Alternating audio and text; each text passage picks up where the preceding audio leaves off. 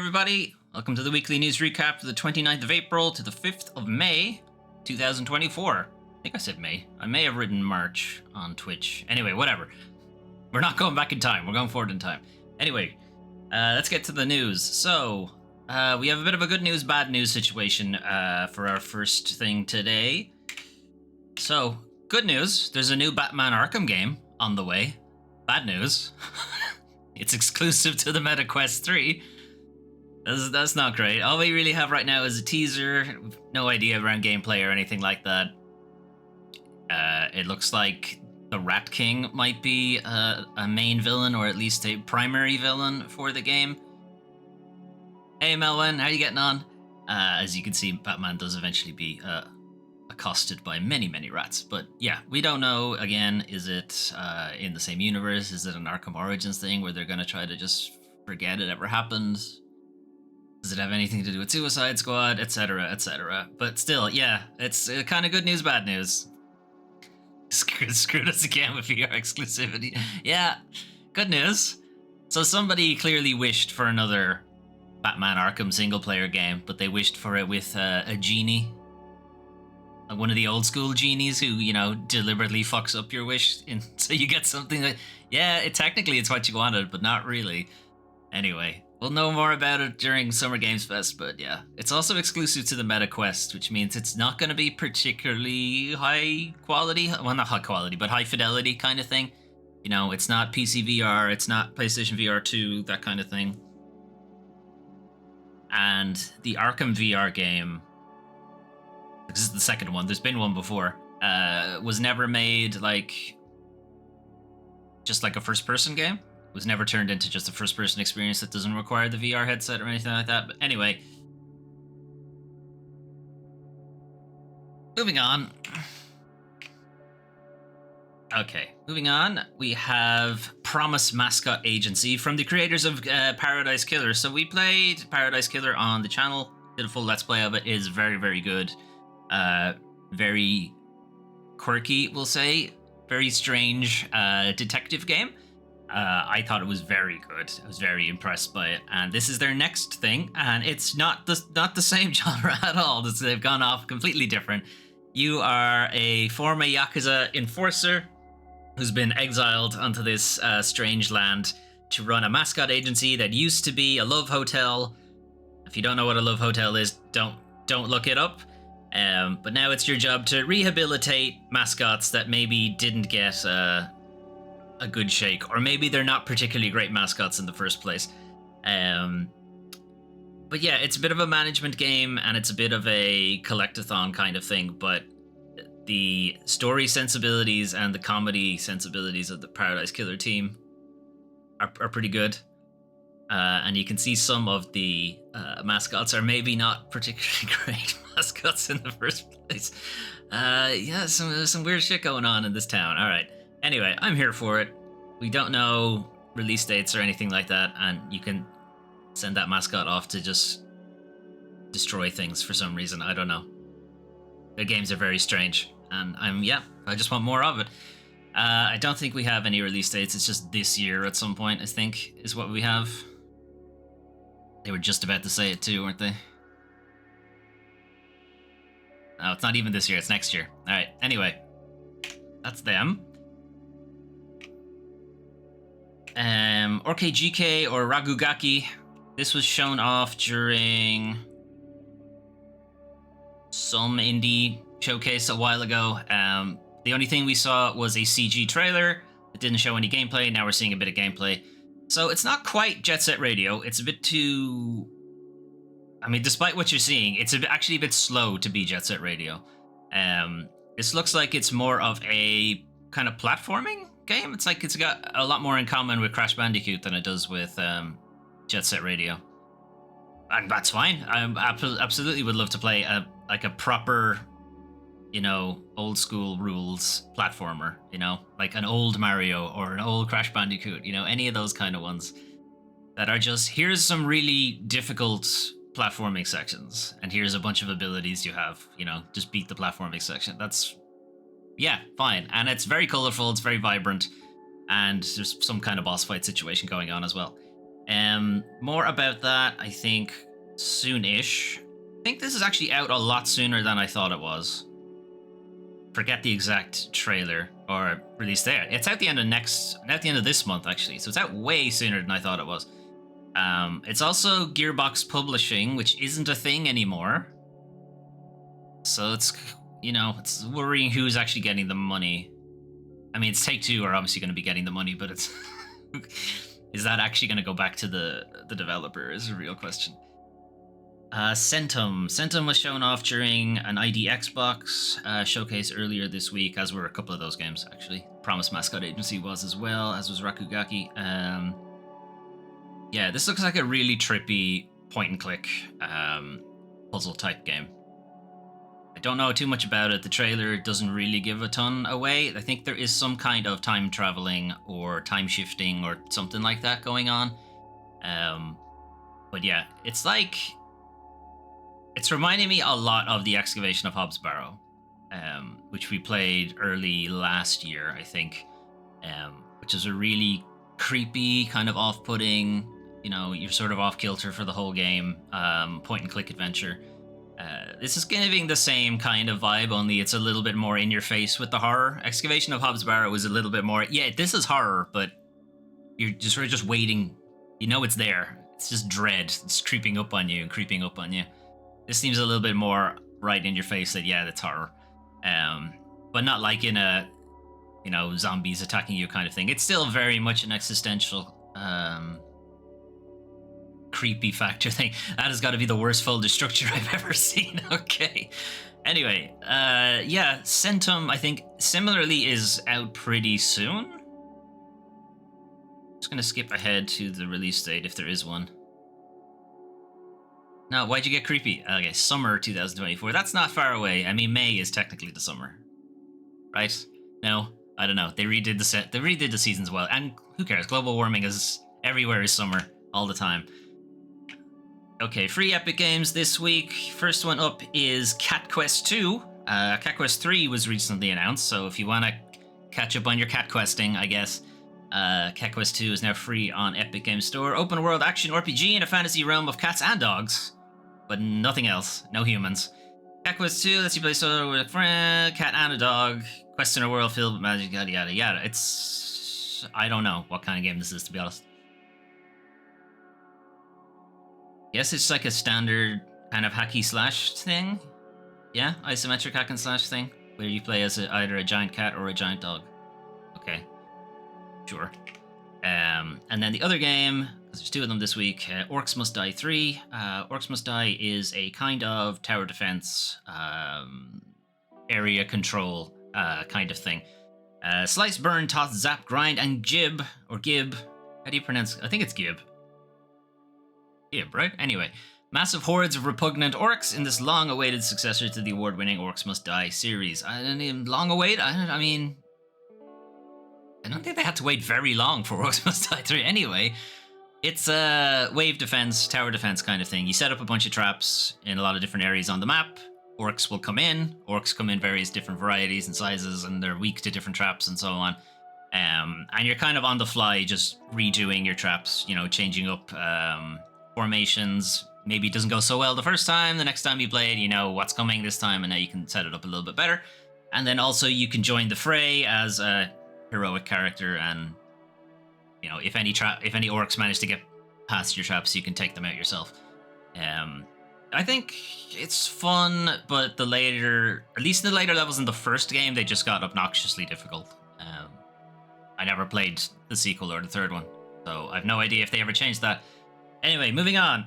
Monthly games. So it's the start of the month, which means there's a refresh for both Xbox Core, I think it's called, and Xbox Game Pass Core, I think is what it is. Anyway, Game Pass and PlayStation Plus Essential. So Game Pass first, we have these 4 games: Brothers: A Tale of Two Sons, Kona 2 Broom, Little Kitty Big City, and Tomb Raider: The Definitive Edition. So out of all of those, Little Kitty Big City is a brand new game. The other 3 are fairly old at this point. Brothers: A Tale of Two Sons is very old. It's a PS3 game, or 360 game. And so Tomb Raider, the Definitive Edition, is from the latest Tomb Raider reboot. It's, in my opinion, it was the best one of the three, and a lot of people think Rise is better. I think this one's better. It was cleaner, it was more focused, it didn't have a bunch of additional unnecessary crafting and stuff strapped on top of it, and then people just don't talk about Shadow of the Tomb Raider. Kona 2 Broom, Kona Broom, Electro Boogaloo, whatever it is a immersive first-person narrative. I think I read this before, and it's something that I feel like I should be playing, but I haven't played. It's like a first-person detective storytelling kind of thing. Little Kitty Big City is Untitled Goose Game, but you're a cat. And maybe you're not as big an asshole as the goose in Untitled Goose Game, but you can be if you want. I mean, you are a kitten. You're not a full-grown cat, so you haven't quite grown all the way into your bastardry just yet. You're learning. You're a trainee into bastardry. By now, I have Tomb Raider Freedom, basically everything. I think I'm more or less the same at this point. It has definitely been farmed out. It's strange that they make that one free everywhere, but they don't really make the other two. I don't think I ever see Shadow of the Tomb Raider on any of these kind of things. So the deal with Little Kitty Big City is you do have one overarching goal, which is to get back to your house and go back to sleep. Because at the beginning of the game, for some reason, you get knocked off your perch high up in an apartment, and you get, bumped around a little bit, and you get dumped back out on the street. And you're an indoor kitten. You've never been outdoors before, so everything is brand new to you. You're starting to learn a lot of things. You do encounter other cats that kind of teach you how to be a cat and so on. And there are like this laundry list of things that you can do that are, completely optional. I think practically everything in the game is optional. But much like Untitled Goose Game, there's a lot of different things that you can do to just mess with people, mess with the different animals, collect costumes and stuff. We played it during Steam Next Fest 2023. I think it was the first one of 2023. It's good. It's a lot of fun. Just bombing around as a cat. Brothers: A Tale of Two Sons. So this is the original version. This isn't the remastered version. The original version would have come out on the PlayStation 3, 360, that kind of era. It's one of the first games from Hazelight. And I think it was done with Starbreeze Studios at the time. They weren't called Hazelight yet, and then they became Hazelight. So they're the It Takes Two people, or the A Way Out people that almost destroyed our partnership with Mel. It's still fragile. We shouldn't bring it up. Anyway, Brothers: A Tale of Two Sons, as you might imagine, is the tale of two brothers. Despite it kind of feeling like it should be a co-op game, it's not. You control two characters at the same time. With one left analog stick is one brother, the right analog stick is the other brother. Anyway, and there's a couple of things that have been added to EA Play, which is also part of the Xbox Game Pass thing, and a couple of other things. Anyway, moving on. PlayStation Plus, again, not a particularly great month for PlayStation Plus either. I mean, Tunic is pretty good. Okay, I should say not a great month because I've played almost all of these already, but anyway.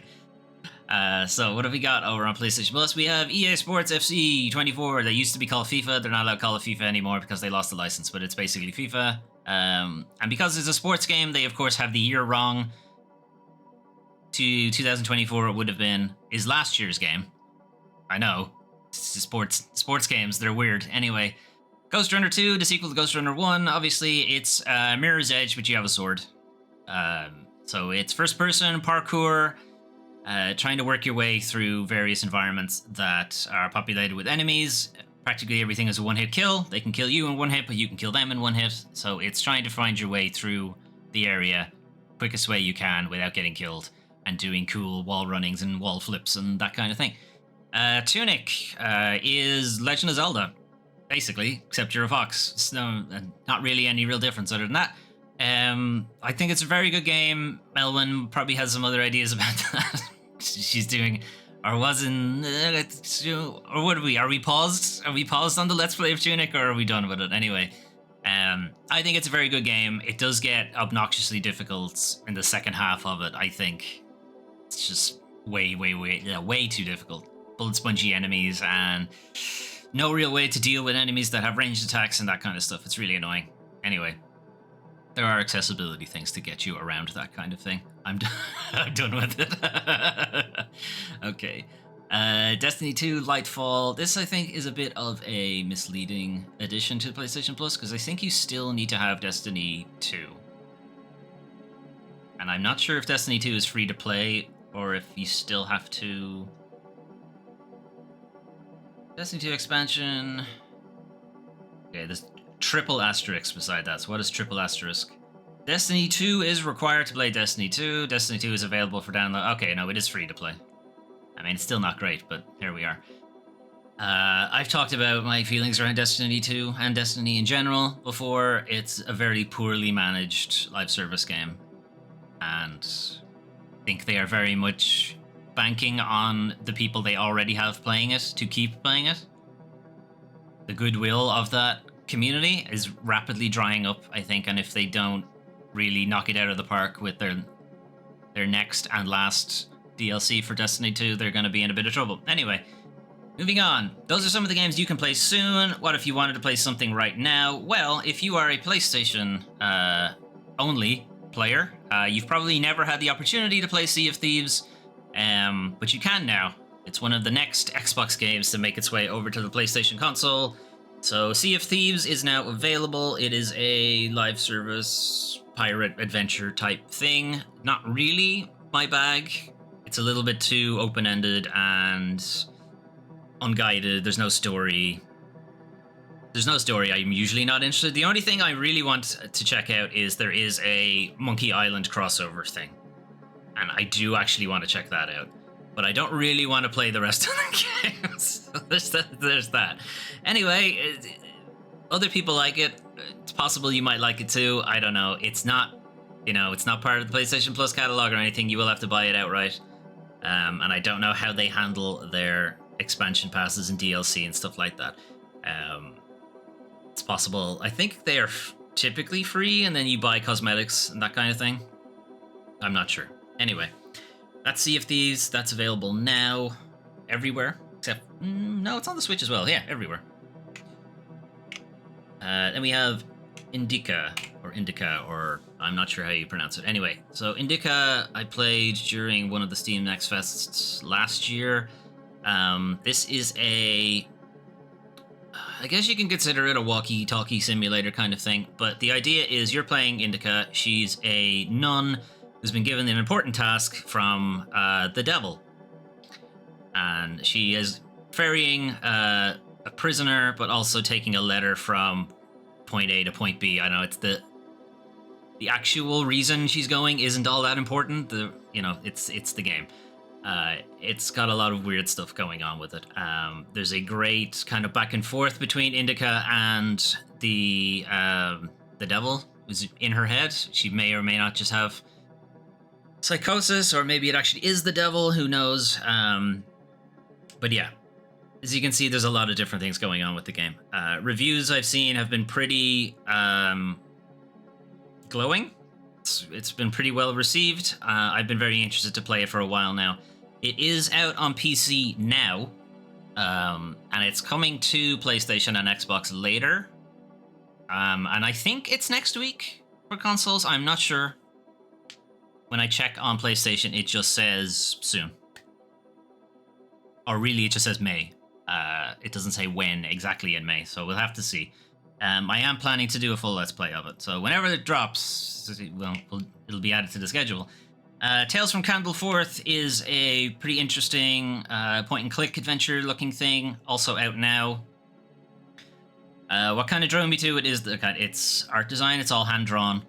All the assets are hand-drawn, all the puzzles are done through hand-drawing, everything is hand-drawn. It looks really good. Really, really good. The issue sometimes with hand-drawn things is that they don't feel particularly fluid, because obviously they're hand-drawn and they're not good. It's not going to work out that way. When you have to interact with something that is, sketched, doesn't always feel great. So we'll have to see how it actually plays out. But I'll be interested to see how it works. So Tales from Candleforth is a kind of anthology type thing. It's got some horror elements to it, but I think the real gist of it is that it's just kind of creepy overall. Story-wise, I'm not entirely sure what's going on. I think there is like an evil version of yourself in and around Candlefort somewhere, and you're trying to avoid them or reconcile with them or something like that. Anyway, that's out now. And then Undead Inc. is, again, more horror stuff, but this one's very much more in your face, and it's a little bit somewhat more comedic. So the idea with Undead Inc. is the Umbrella Corporation from Resident Evil. But what if you were the Umbrella Corporation instead? Instead of being, Chris and Jill and Leon trying to take on Umbrella, you're Umbrella instead, and you're just trying to run a business. So on one side of it, you have the typical pharmaceutical, medical stuff. You run it kind of like a pretty standard company, research and so on. And then the other half of the game is the bioweapon stuff. You're selling things to the military. There's outbreaks that you need to deal with. Escaped people. You need to acquire human test subjects and so on and so forth. So yeah, it's that kind of two sides to the game. There's one where you're trying to keep the business going, and the other is you're trying to, avoid the police, but then also keep your nefarious dealings under wraps and so on. I don't know. It's an interesting concept. I'm kind of intrigued to see how it plays out. Anyway, unfortunately, though, it is now time to talk about the worst part of video games, the video game industry. So, Take-Two Interactive shuts down 2 game studios. So, last week, possibly the week before, we were talking about Take-Two laying off 5% of its workforce. This is the 5%. Seattle-based and London-based studios. So first up is the London-based studio Roll7. This is a incredible shame. Absolutely despicable that they'd lay off this company. I mean, it shouldn't be laying off anybody. Strauss Zelnick should be taking a pay cut, is what really should be happening. But no, that doesn't make number go up. As you can see here on the left, number go up. Anyway, Roll7 are responsible for Rollerdrome and the Ollie Ollie games, as well as a bunch of other titles that are all very critically well received, very enjoyed by the people who do play it. Rollerdrome I also liked myself. I didn't have the patience to play it all the way through, but the small amount that I did play was very good. The Ollie Ollie games are a lot of fun to play as well. It's a skateboarding trick, side-scrolling skateboarding thing that's a little bit Trials and a little bit Tony Hawk. That is a huge loss to the industry. They are BAFTA award-winning. All of their games critically well received. It's a huge shame. Intercept Games over in Seattle are responsible for Kerbal Space Program 2. They're not responsible for Kerbal Space Program 1, as far as I'm aware.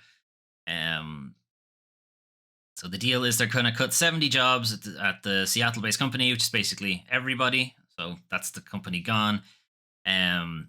What's interesting here is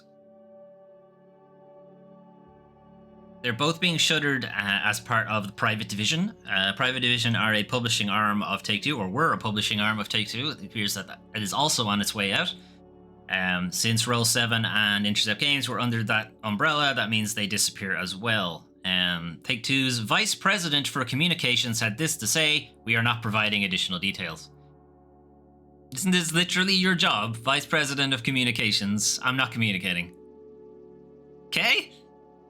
You're fired, I guess? Do your job? No. I'm not doing that. Anyway.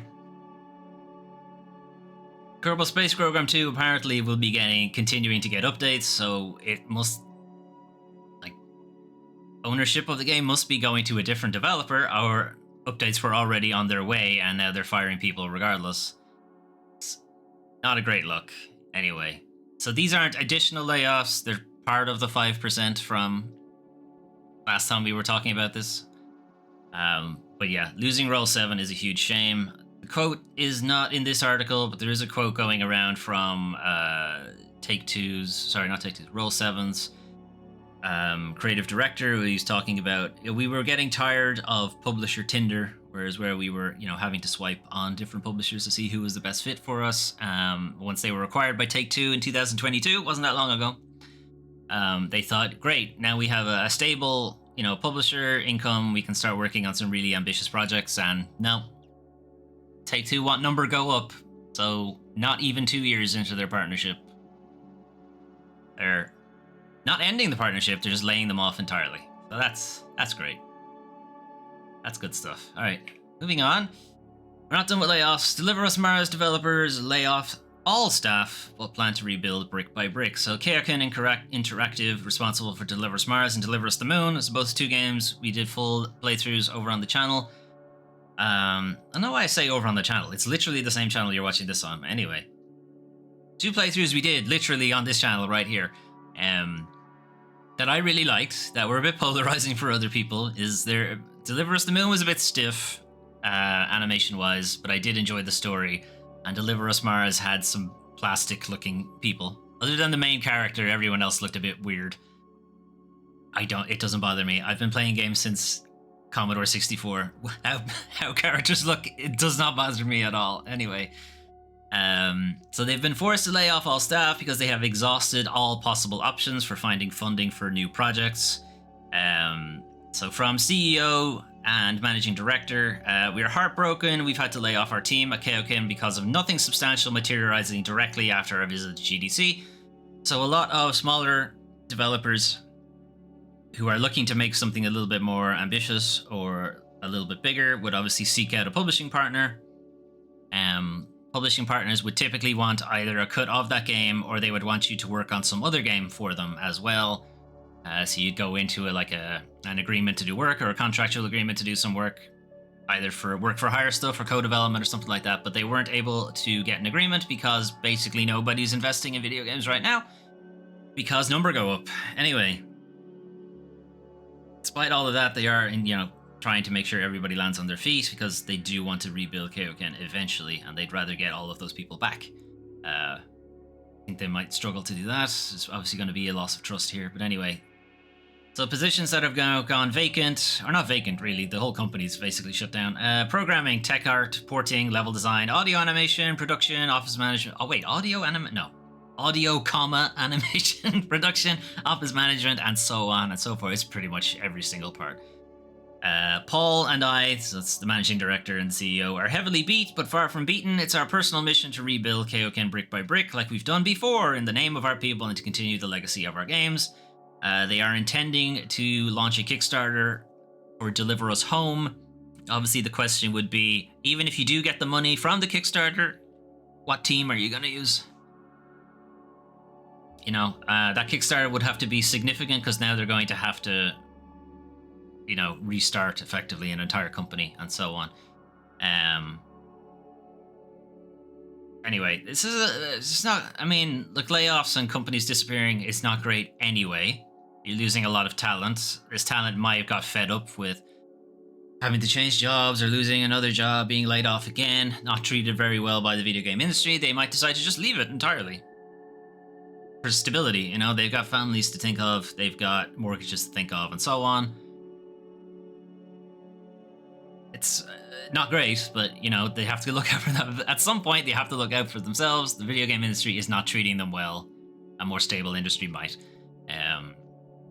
Anyway, we'll see what comes of that. If the Kickstarter does launch, I'll probably back it because I do want to see that story continue. Alright, Square Enix abandons £112 million of in-development projects in an effort to improve quality. Okay, that's bold strategy, Cotton. So Square Enix has abandoned a number of in-development projects, resulting in a 22.1 billion yen loss, or £112 million for this financial year. This came up as a notification of recognition of extraordinary losses to their shareholders at the end of March of last year. These content abandonment losses are part of Square Enix's latest strategy to sort of actually pay attention to what their developers are doing for a change, and not just, oh, it has Final Fantasy written on it, put it out the door, go on.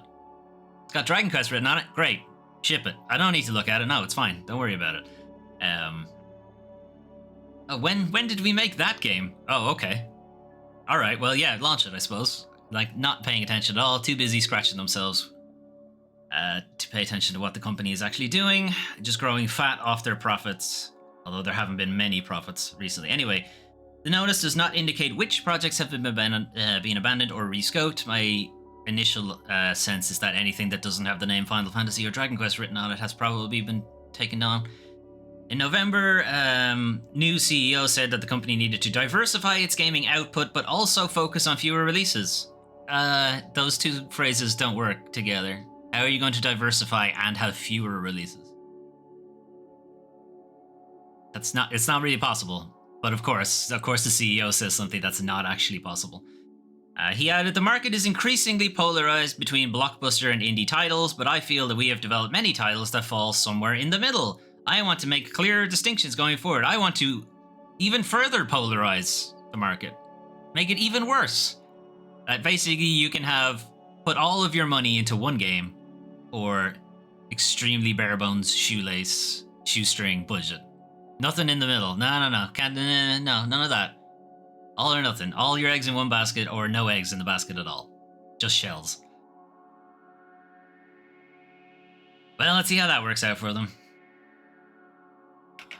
Moving on. Helldivers 2 community at war over controversial PSN requirements. So, this could have gone into community things, and it could have gone into industry bullshit. I decided to put it into industry bullshit because it's the industry that's at fault here.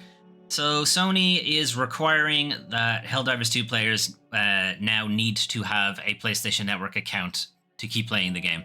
Now, if you're already playing it on PlayStation, that was already there from the beginning. It's not an issue. If you're playing it on PC, though, this is now a problem. Because you bought the game knowing, or with the ability to not actually require a PSN account to play it, and this is only being shoehorned in after the fact. Anyway, it was announced that Helldivers 2 players on PC will need to eventually create a free PlayStation Network account to keep playing the game on Steam. Sony and Arrowhead are the developer, had turned off this requirement due to server issues and players being unable to link their accounts. So when the game launched, and it does say this on the Steam store page, that you will need a PSN account. But when the game launched, there was such difficulty getting people connected, getting people signed up and on their servers and so on, because as usual, they don't put enough servers up, that they took down that requirement. So you didn't need a PlayStation account anymore.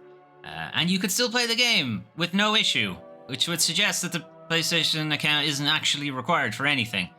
Anyway, it's about to be enforced, so from next week, if you are... Hey, Tequila Banana, getting on.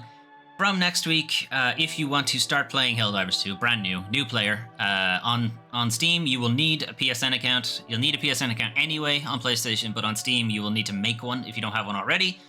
And if you're an existing player, you have until June to create a new account. And as you might imagine, the account leaking announcement has just absolutely gone to shit in the community. They're very much unhappy with it. As with a lot of these things, there are the apologists, the Sony apologists, who are just like, what's the big deal? Just make an account. It's not a big effort. And the PC people who are just anything anathema to console at all. They would rather the game was Steam, PC only. As usual, it's console war shit, the same, but there are, as usual, good points. But the good points are only on the side of the PC people.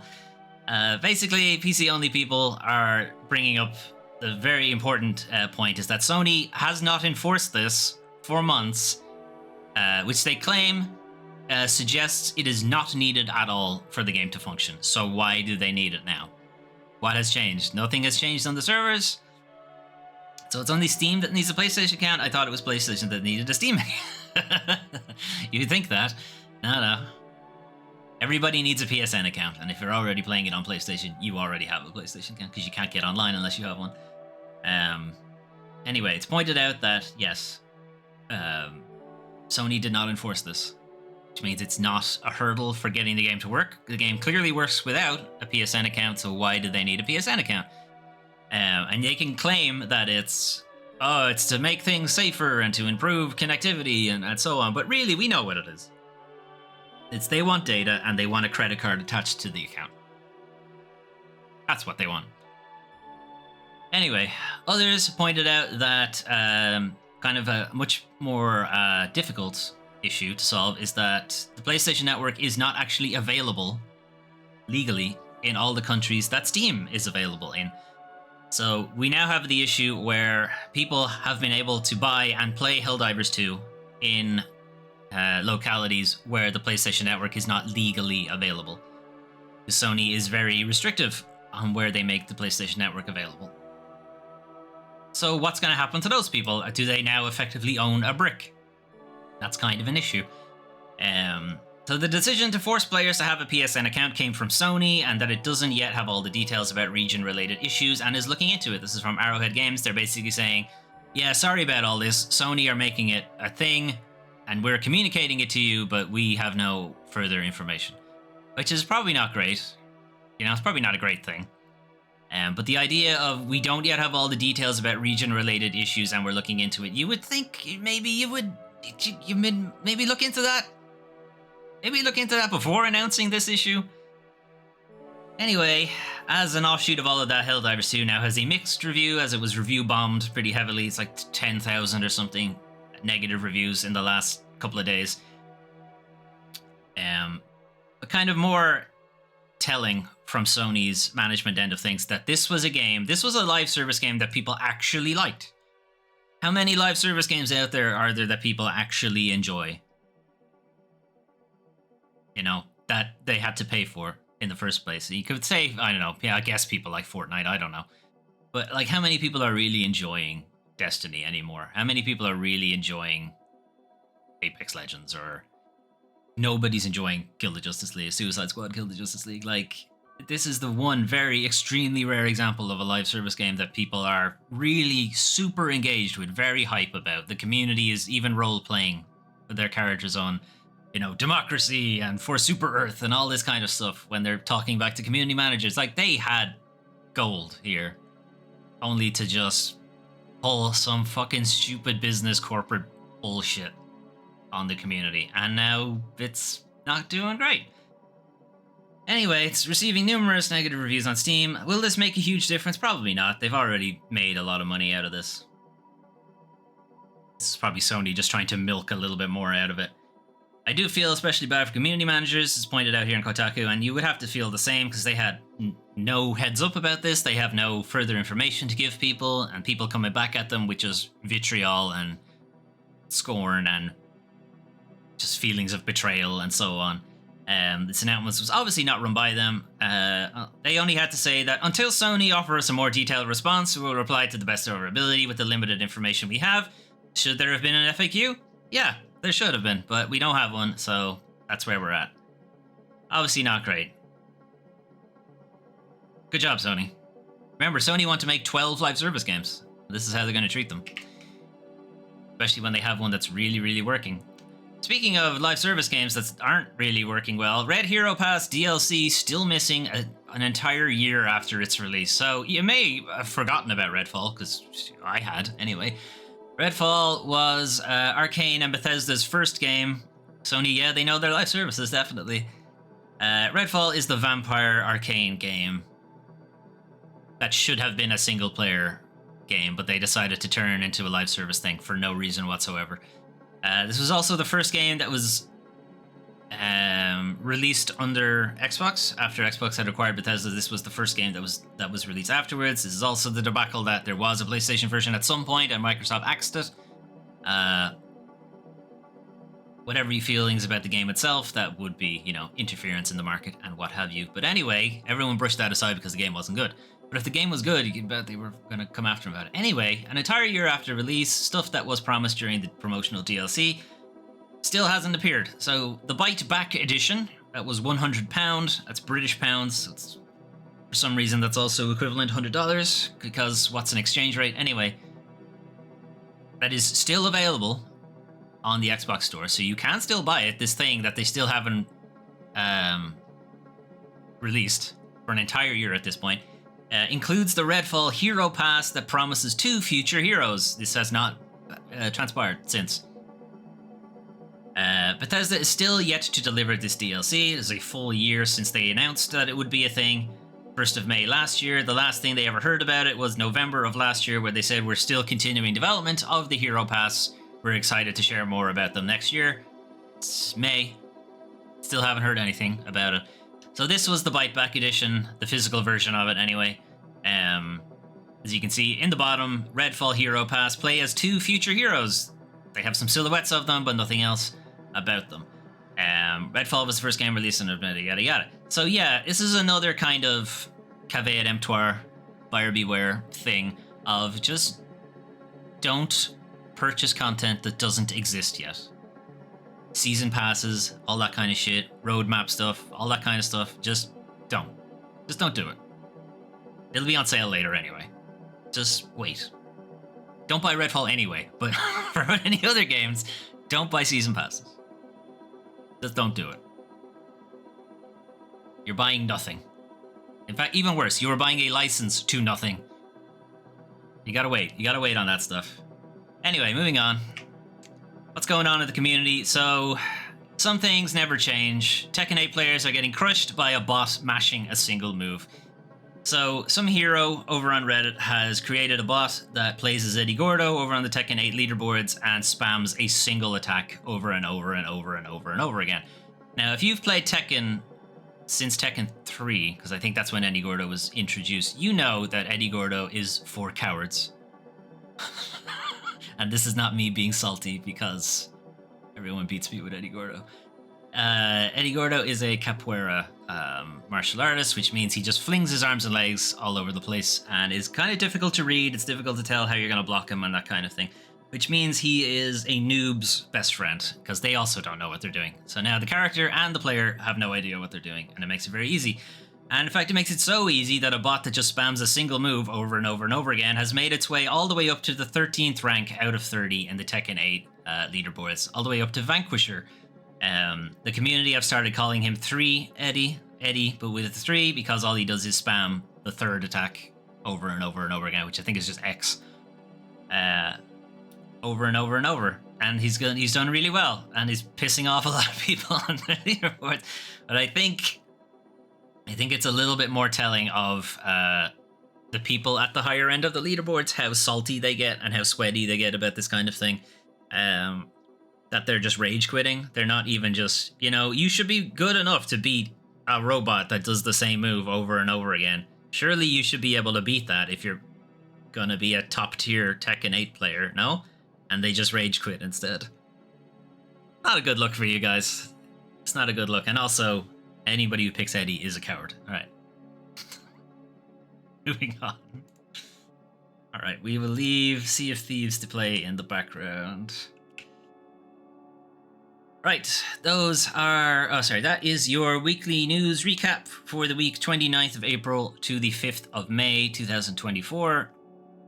So we did have some interesting updates that I have now completely forgotten because I've stopped talking about them. That is how my brain works. It's over, that section's over, cool. I am now deleting it from my memory. I cannot remember what I said. What was I talking about? Oh yes, the Batman Arkham, yes, a brand new single-player Batman Arkham game, but somebody wished for it on the monkey's paw, so instead it is a VR exclusive. God damn it. We also had a couple of indie games that were shown off. The mascot game from the Paradise Killer people, I don't remember the name of it now. Was it Promise Mascot Agency? Something like that. But it's from the same people who did Paradise Killer, so that's going to be... if nothing, it's going to be extremely weird. And then hopefully extremely funny and fun as well. And then a couple of other point-and-click stuff. Centum shown off as well. We had our monthly games. So Game Pass is getting Little Kitty Big City as a brand new release. As I said, it is a bit Untitled Goose Game, but you're a cat instead, and maybe not as big a bastard. PlayStation Plus getting Ghost Runner 2, Tunic, one of the Destiny expansions. I don't know. I don't even pay attention to them anymore. And the football game that you can't call FIFA anymore.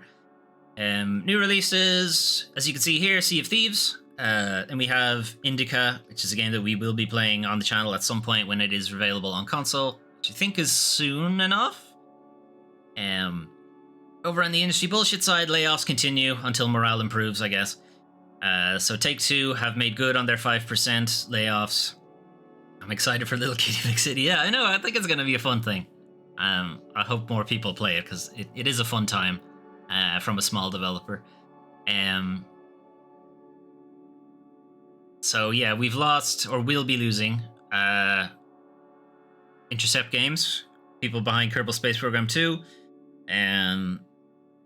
Although that game hasn't been exactly super well received. As far as I'm aware, they were not the developers of the first game. I'm not sure actually who made that. I think it was Kepler, possibly.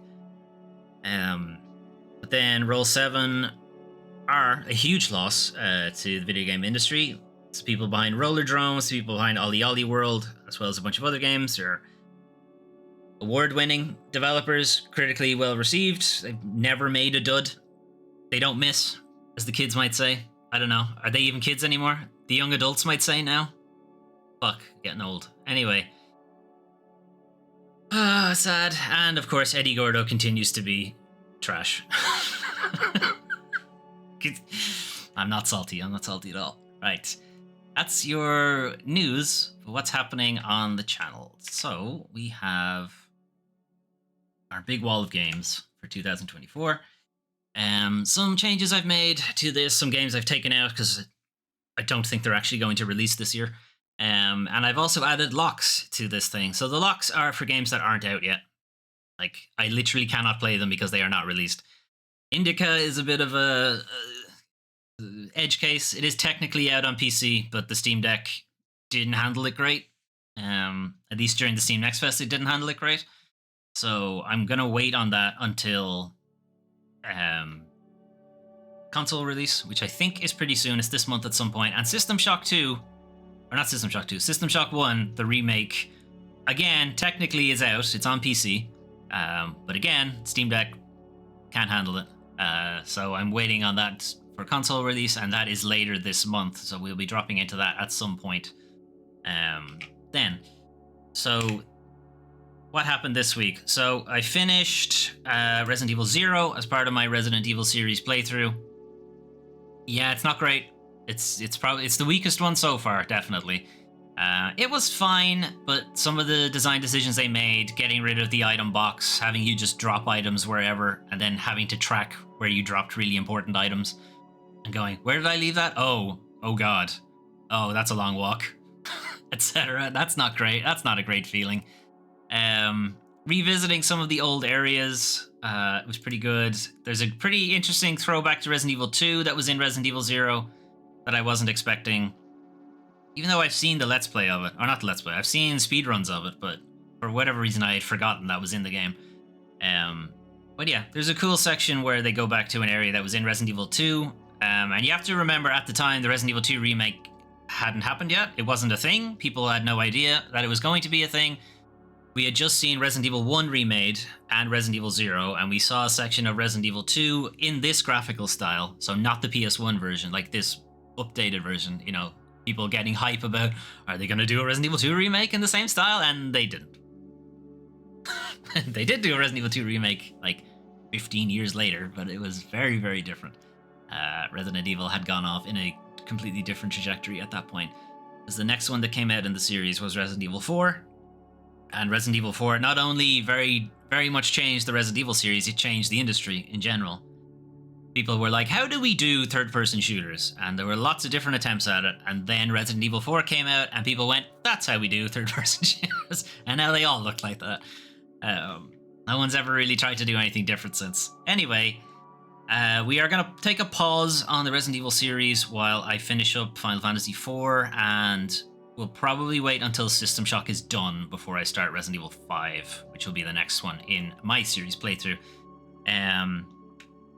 But that does mean that there is now space for new games on the schedule. So I'm looking to do this game. This game is called This Bed We Made.